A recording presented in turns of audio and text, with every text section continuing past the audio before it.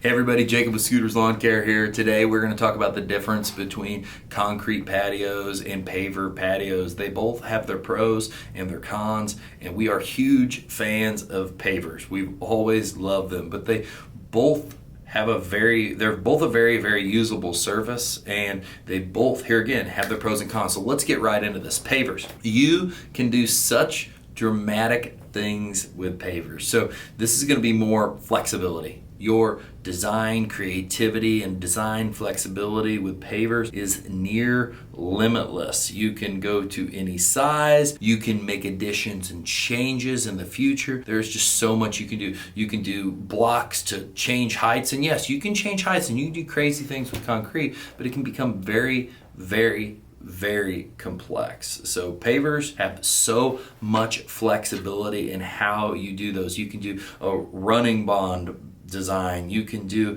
herringbone design, you can do three-piece different large, small, medium-sized formats. There's so much beauty in pavers, and yes, you can replicate that with stamping, but stamping on concrete is still not the same. And stamped concrete ends up being, in my eyes, a lot slicker, and in the future, and it doesn't mean you can't walk on it, it's not good in water, but it can be a lot slicker if there's no grit in it, which a lot of people add some kind of grit to it. It also, if you ever get a chip or a crack, it just takes away from it immediately, where you're just not going to have that same effect in paver. So one's the flexibility. Two is the usability. Concrete's got some amount of time that you've got to wait for it to cure before you can get on it, where once a paver patio is installed, the day of, when we install it, it's ready to start using. Whatever it was designed to hold, it can hold it then. So the usability is really cool, and concrete has a little bit more time, but they both are surfaces that are extremely durable, will last. But on the downfall, the one major difference is one cracks. Concrete has control joints put in it to allow you to control a crack. The control joints are supposed to be put, I believe, I used to do more concrete, I don't anymore, but I believe every 120 square foot you should have a control joint, and that's because concrete does two things. It's going to get hard and it's going to crack. And if we can guide those cracks and control those into the points where we think they're most likely going to be, now it's not going to make the whole flat surface look bad. It's going to just crack down a line that was already there. Now, this doesn't always happen. It can crack off that line. It can chip in areas. And what's really problematic with concrete is you can't really repair it. You're breaking stuff out, you're busting stuff out, and you're replacing it. Where pavers, are there some hang-ups with repairing? Yes, if you were to just install like one paver in the center because something got dropped on it, chipped it, or cracked one paver, you might have a little bit of a miscolor because it sat out in the sun, or see a little bit of a difference. But you still don't have to replace the whole patio, and it will probably wear in and look very similar down the line. It will just take some time. But here again,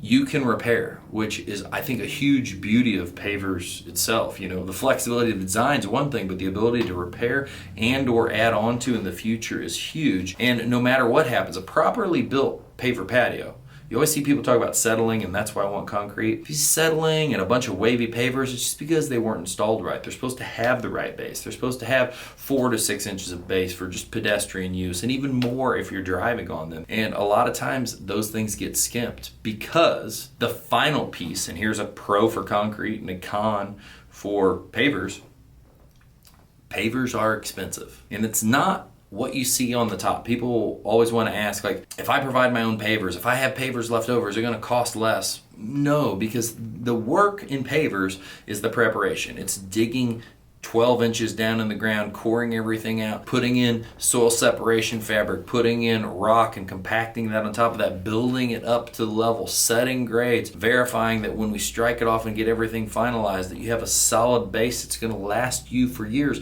The oldest roads in the world were made out of pavers, and they were installed with tons of base, and they just last and last and last because pavers, PSI, the strength of a paver is very high in comparison to concrete. And so all of those things combined, pavers are more expensive. And this is where concrete, if you're looking for a more affordable option, maybe this is an area where it's just going to get parked on. It's back by the shop. It's not as big of a concern for it to have this beauty and this ability to be able to do designs or whatever the case may be. Then concrete could be better for that. It could be more affordable. There's a lot of times where I would suggest someone put a concrete brushed pad in somewhere not around the house, so they can save the budget to be able to put a nicer designed concrete patio with steps and features and all the other pieces closer to the home. That's what we love about paver patios, and those are the differences and the main differences between concrete patios and paver patios. Hope that's helped you make your decision.